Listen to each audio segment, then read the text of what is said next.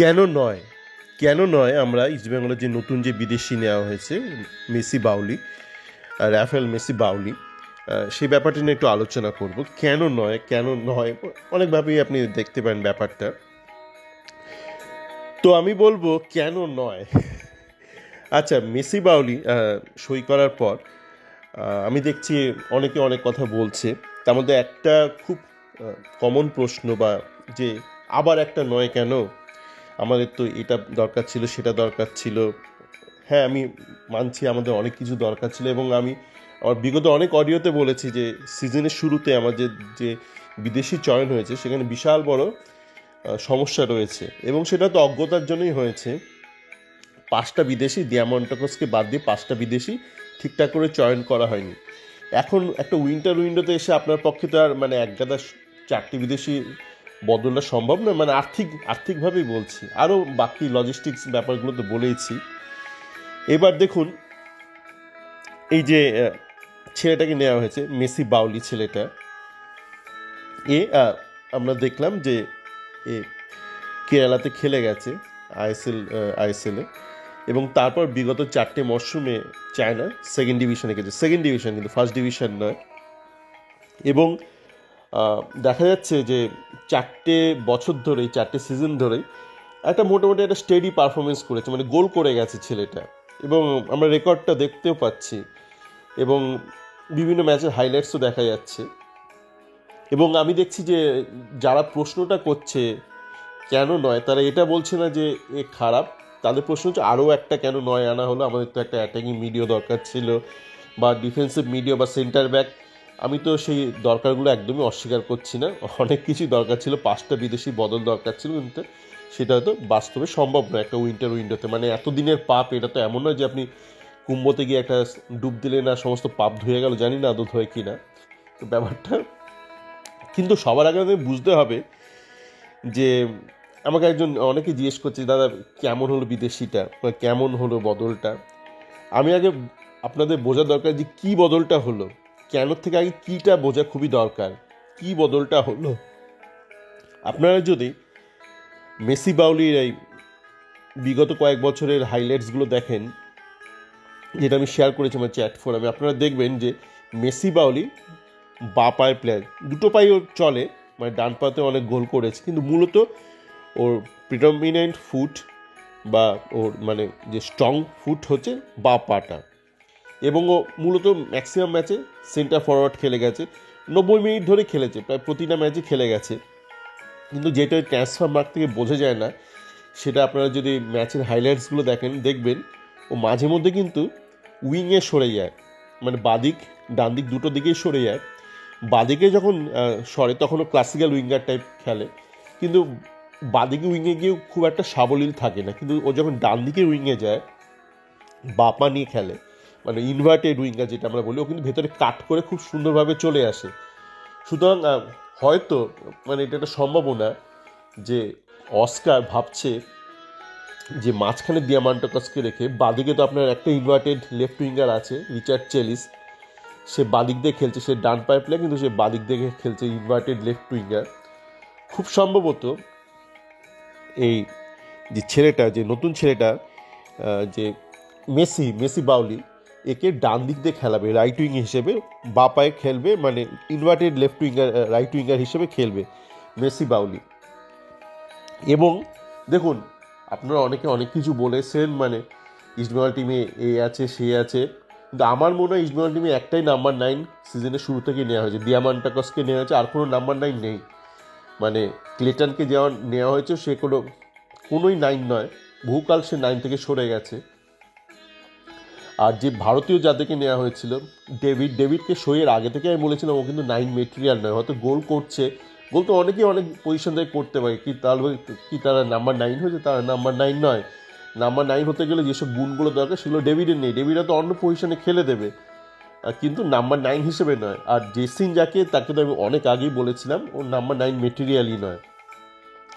তাহলে দাঁড়ালো যে আপনি একটা গোটা মরশুম একটা নাম্বার 9-এ ভরসায় চলছেন, সেটা তো হতে পারে না। ধরুন দিয়ামান্টাকসকে চোট লাগতে পারে, বা একটা ম্যাচ খেলতে খেলতে হয়তো 80 মিনিটের বাদে ওকে তুলে নেওয়ার প্রয়োজন পড়েছে, তখন আরেকটা নাম্বার 9 নেই। বা কোচ হয়তো ভাবলো দুটো স্ট্রাইকার নিয়ে খেলবো, দুটো সেন্টার ফরওয়ার্ড নেই, আপনার দ্বিতীয় সেন্টার ফরওয়ার্ড নেই, 4-4-2 যে দ্বিতীয় সেন্টার ফরওয়ার্ড সেটা নেই। তো এইভাবে তো চলতে পারে না। একটা টিম গোটা মরশুমে একটা নাম্বার 9-এ ভরসায় চলছে, আপনি যা ইচ্ছা বলুন না কেন। আপনি একটা মানে কুকুরকে কালো রং করে বললেন এটা ছাগল, সেটা ছাগল না, এটা আপনার মনে সেটা ছাগল, কিন্তু সে কুকুরই থাকবে। তো যারা রয়েছে ভারতীয়রা এই মুহূর্তে স্কোয়াডে, তারা কেউই নাম্বার 9 নয়। আর আপনি যদি দেখেন যে এই মুহূর্তে ভারতে যারা খেলছে আইএসএল এর নাম্বার 9 হিসেবে, তারা কেউই কিন্তু খুব একটা মানে ভালো খেলছে না, মানে ওই নামিয়ে দিয়েছি নাম্বার 9 বলে, কিন্তু তারা আদৌ নাম্বার 9 হিসেবে খেলতে পারছে না। এবং আমি যা দেখলাম মানে অল্প বয়সীদের অবস্থা বিভিন্ন লেভেলে, আগামী 2 থেকে 3 বছর আপনি কোনো নাম্বার 9 পাবেন না ভারতীয় ফুটবলে। তো আপনাকে কিন্তু সেই মতন প্ল্যানিংটা করতে হবে।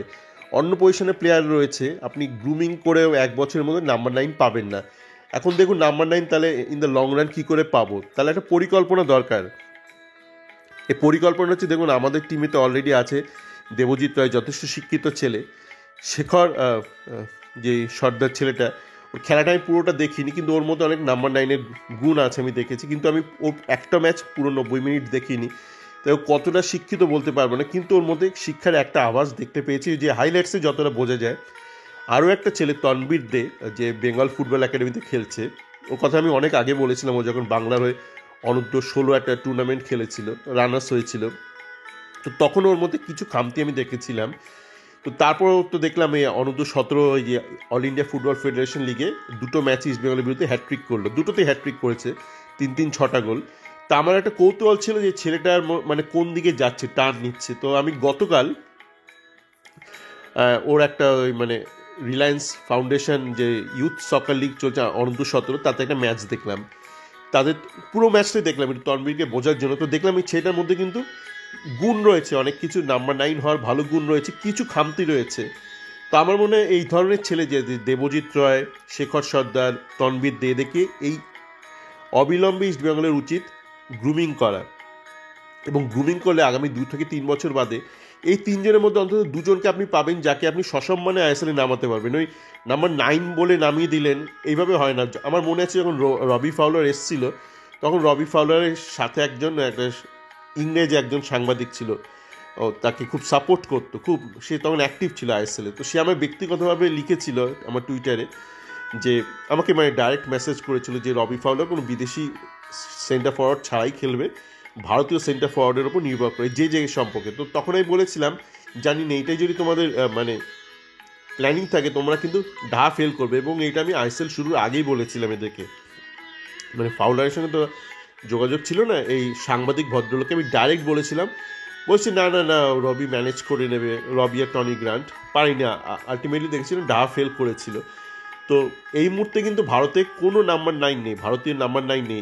এই যে 3টে ছেলে বললাম, এই 3টে ছেলের বেসিক এডুকেশনটা ভালো, কিন্তু কিছু কিছু খামতি আছে এদের। যেমন আমি বলছি, যেমন দেখুন ওই শেখর সর্দার ছেলেটা, অনেক সময় আমি দেখেছি বল ধরে তো তাতেই ডিসিশন নেয় না, যেটা হয়তো অনূর্ধ্ব 17-তে সে বিলাসিতাটা ওর রয়েছে, সেটাও সিদ্ধান্তটা নেয় না ও, সেটা ওকে শুধরোতে হবে। আবার এই সিদ্ধান্ত নেওয়ার ব্যাপারটা আপনার এই তনবীরদের খুব ভালো পারে, কিন্তু আবার তনবীরদের আমি দেখেছি মানে একদম ক্লোজে গিয়ে, ধরুন 1:1 যে কুইক ড্রিবল করবে, সেখানে ওর একটু স্পিডের সমস্যা আছে, মানে কিন্তু বেসিক্সটা খুব ভালো, তনবীরদের বেসিক এডুকেশনটা খুব ভালো, দেবজিৎ রায়ের বেসিক এডুকেশন খুবই ভালো, এদের জায়গা নেওয়া ঠেওয়া এরকম একাধিক ব্যাপার আছে, মানে বেসিকে এরা খুব ভালো। এবং আপনি যদি এদের সমস্ত স্ট্রেংথ কম্বাইন করে তনবীর দে, দেবজিৎ রায়, শেখর সদের একটা মানুষকে তৈরি করেন এই মুহূর্তে, কোনো ডক্টর কোনো যদি তৈরি করতে পারে, তাকে আপনি মানে অবিলম্বে আইএসএলে নামাতে পারবেন। কিন্তু এদের সবার মধ্যে অল্প বিস্তর ত্রুটি রয়েছে বা খামতি রয়েছে, ত্রুটি না বলে খামতি বলা ভালো, যেহেতু এদের বয়সটা অল্প।